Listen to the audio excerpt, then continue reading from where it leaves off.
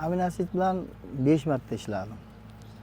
Yilda ham kami 4 marta, 5 marta ishlaymiz.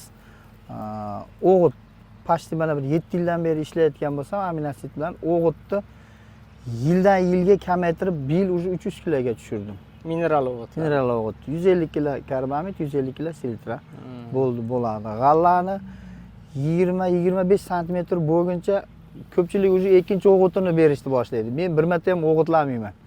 Lekin suspenziyani ishlaysiz. Suspenziyani kamida 20-25 sm bo'lguncha 2 marta ishlab bo'laman уже.